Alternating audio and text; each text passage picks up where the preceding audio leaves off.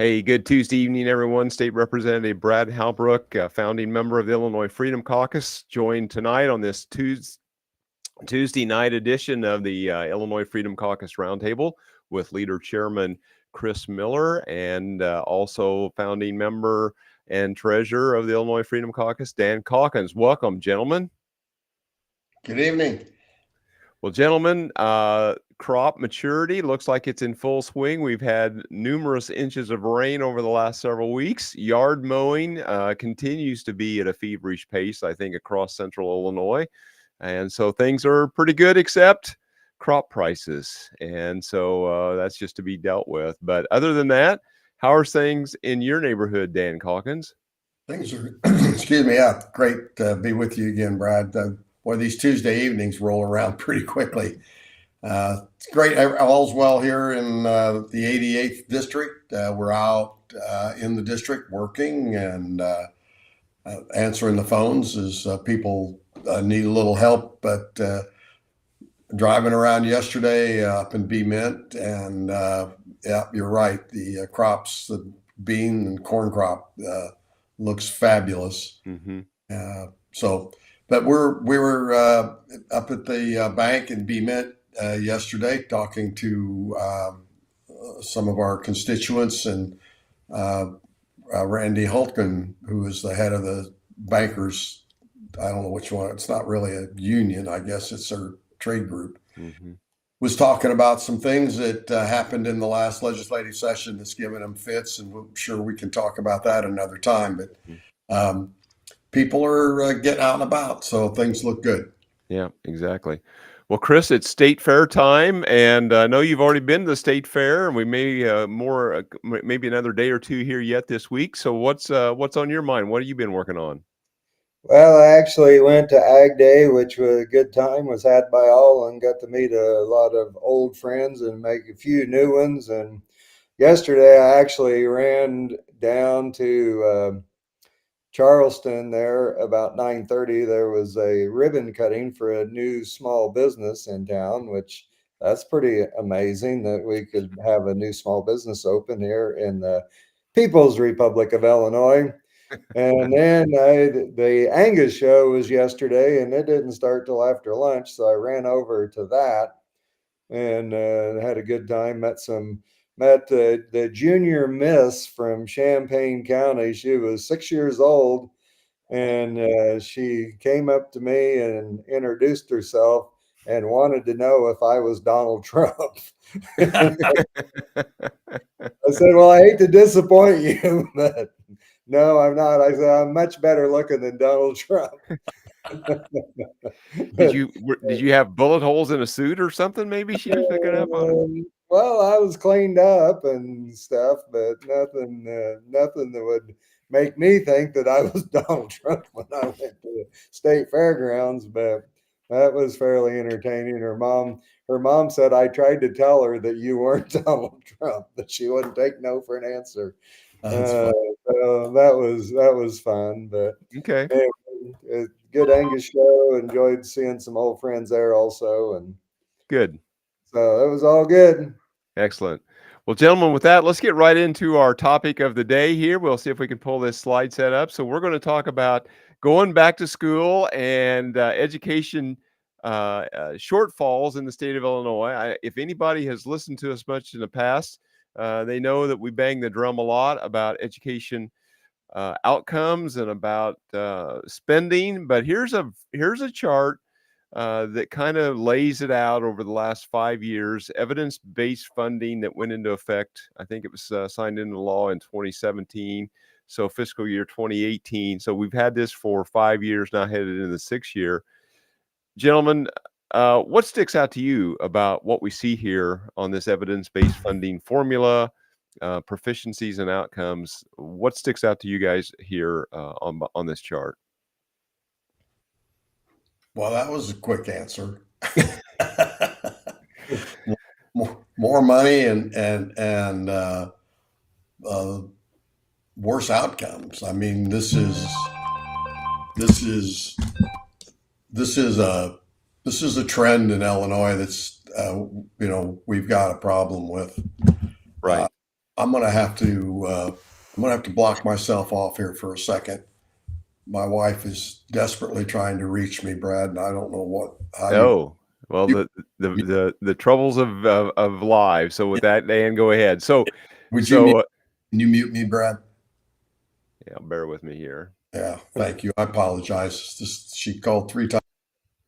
All right, Chris, it's you and I. So something that's really important here, two big numbers, is we see that funding in 5 years is up $8.5 billion from just 34 billion to over $42 billion increase in overall state spending formula. We know that the formula calls for at least $350 million additional a year, and we know that they've done additional numbers. Uh, in addition to that, and then of course when you look at it per student, is up nearly $6,000 from $17,000 a student to nearly $23,000 a student. And then when we look at the outcomes, the proficiencies, that number doesn't seem to be keeping up. What's your thoughts there, Chris? Well, there's a couple of things that stick out to me. The first thing is that obviously money isn't fixing the education problem.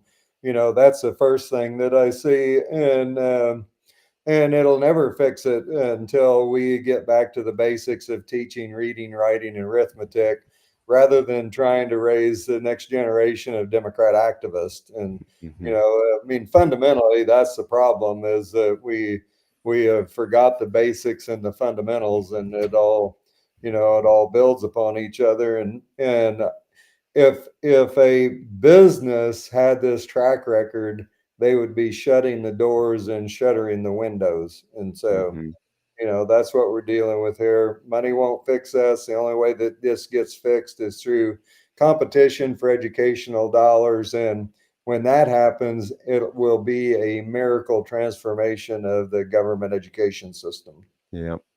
Well, welcome back, Dan. And we may just go to the next slide and kind of talk about some things here that we see happening in the Chicago school system, and maybe kind of discuss invest in kids and school choice just a touch.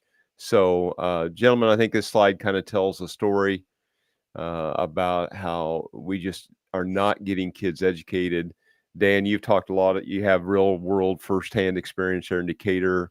You got single digit, maybe percentage kids that can read and do math at grade level. I'll just open it up and let you guys kind of expand upon any of this that you feel the need. Well, I think this is um, focusing on Chicago at the moment. We have a friend of ours whose son graduated with a scholarship, I think in DePaul, that required him to teach in the Chicago public school system. Mm-hmm. And he got through about 3 months of that and decided that it was a terrible experience, a lost cause, very frustrated. And even though it meant that he would have to pay back his scholarship, he quit. He quit teaching and he got a job in the private sector. But here's a young man who Mm-hmm. fully intended to teach in the Chicago public school system, and was just totally demoralized. Mm-hmm. That school system is, I think, broken beyond repair. I don't care, they're going to get new elections and new school board members up there. But the Chicago Teachers Union has their hands around the throat of that system. And, Mm-hmm. it's about jobs for them and it's about their members and the dues so that they can keep buying off politicians. It's not about teaching kids. And I don't know how we ever turn that around. We're producing another generation of young people who've been failed by the education process, Mm-hmm. and not just in Chicago, unfortunately, Mm-hmm. that aren't going to be able to participate, in this economy. Mm-hmm. If you can't read, you can't write, particularly you can't do math, you can't think, make critical thinking decisions. You're not going to be able to get a good job. There'll be work and there'll be jobs, But in order to secure your future and have a family and live, a good middle class life, we're failing, and we're failing another generation. And I don't know how we get out of it. Yeah. Well, the subhead here says Chicago Teachers Union claim that Black kids cannot pass standardized test, doesn't go over well with mom, which is dead on. But Dan, to your points, I mean, we've got here the numbers on the right-hand side of the screen talk about 4 out of 5 kids can't read or do math. That's just a stunning number. 4 out of 5 can't do this. And even worse in science. Yeah. And Chris, Well, go ahead. Well, it's pretty incredible that, it's one of those things that we kind of say tongue in cheek and talk about the deniers on the left, that they deny everything that has to do with reality. And if you presented this slide to them, they would deny that this is really happening in real time in the government school systems. But we all know that it's true. Mm-hmm. And until that you admit that you have a problem, there's not a pathway to fixing these problems. The first thing that you have to do is look at the data and say, hey, we obviously have a problem here. And so what can we do to fix this? And I haven't heard anybody have that conversation other than the fact that we need to spend more money because obviously we aren't paying people enough to put out a quality product. And and that is not an answer, and that's not a solution.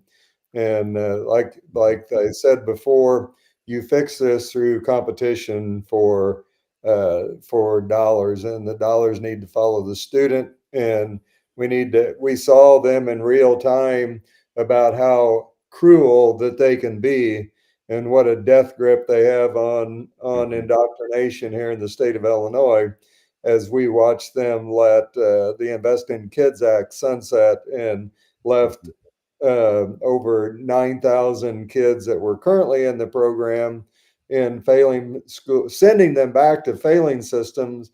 And then I think there was a waiting list of about 20,000 kids to get involved in the program that are in disastrous education environments. And without an education, those kids have no hope for a better future. And so I say, shame on you, and don't tell me you care about kids when you pull nonsense like this.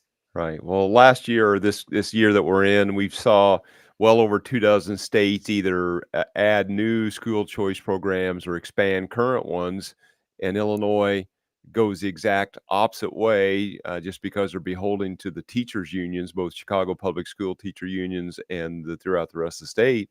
And we just see spending going through the roof and the proficiency numbers headed towards the toilet. It's just wrong. Right. And if we had the CTU come and had a lobby day in Springfield last session, and I had the pleasure, and it was very, very nice conversation with a couple of the teachers that were there.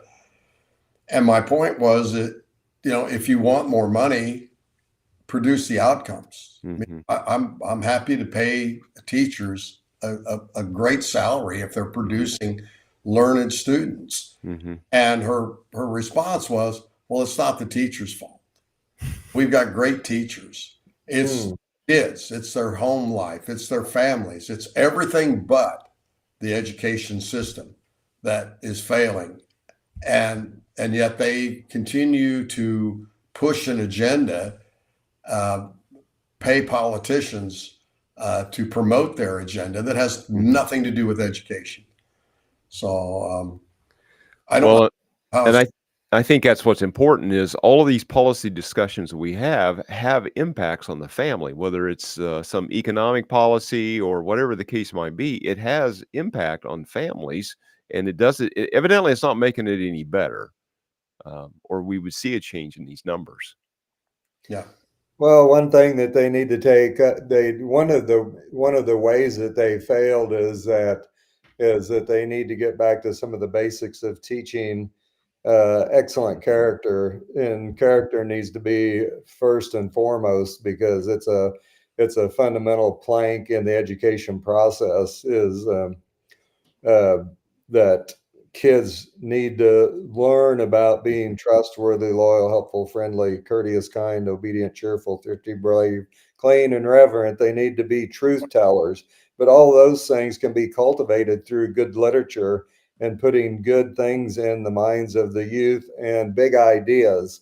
And when you do that, I mean, they need to read real life stories about some of the founders of our country that have done heroic things, because it becomes the legacy that you carry on to the next generation. But the way it is, it's just that these institutions have done nothing but become indoctrination centers to raise up the next generation of Democrat activists. I don't think it's any more complicated than that, because Right. when you look at the literature, look at what are the math programs, they ought to go back and use some of the same methods they did when they raised the greatest generation, Mhm. the McGuffey Reader and Saxton Math, and where, I mean, I don't know how anybody can learn to add, subtract, multiply, and divide with the new curriculums they're using. It's just they've complicated the simple. Yeah. It's just Education isn't that complicated. yeah, exactly. Gentlemen, let's bring up our last slide here of the evening, and then we'll close out. So this is just kind of where you find us, IllinoisFreedomCaucus.org. And if you would like to contribute and be a part of our effort, just hit IllinoisFreedomCaucus.org/donate. And then to stay up to date, follow us on our social media, but also plug into this Substack. Yeah. IllinoisFreedomCaucus.substack.com is a great place to find, be a weekly or every week and a half update come out from us if we're doing events or policy matters or anything that may be going on. So, yeah, gentlemen, with that, Dan, anything to close out, and then we'll head for the exits. We're good. See everybody at the fair on Thursday, Mm-hmm. GOP Day. I know they're predicting perhaps a little bit of rain. Don't let that deter you. We're going to be out in force Thursday at the fair. Come hang out with us. Excellent. And Leader Chairman Chris, closing thoughts. Well, thanks for joining us this evening. Hopefully that you'll be able to put a few tools in and talking points in your toolbox to go out and help change Illinois and help change America and make it a better place. Because the radical left wants you to be uninformed, apathetic, afraid, and divided. And if we allow them to do that, then they will conquer us. And so we need to endeavor to persevere. And thanks again for joining us this evening. Yeah, exactly. And citizenship is not a spectator sport. The hard left is always on the march. They never rest. And just because we may win an election here or there doesn't mean we can sit around and wait it out till the next one. Or if we lose an election, we just take a break for however many months and come back and try again. We have to stay vigilant and vigilant all the time and keep moving forward. And as always, we appreciate that you would like, share, and subscribe and follow our content as we endeavor to overcome the algorithmic gods of the big tech overlords so we can share this message around the country. And with that, gentlemen, we'll close out and say good night.